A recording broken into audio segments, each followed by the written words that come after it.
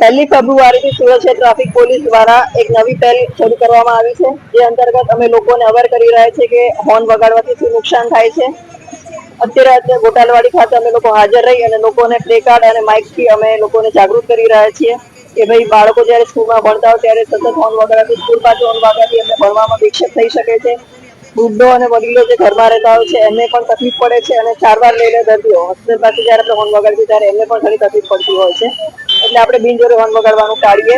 તમામ સુરતવાસીઓને સુરત શહેર traffic police appeal કરે છે કે આ અમારી શહેરમાં આપ અમને સહકાર આપશો.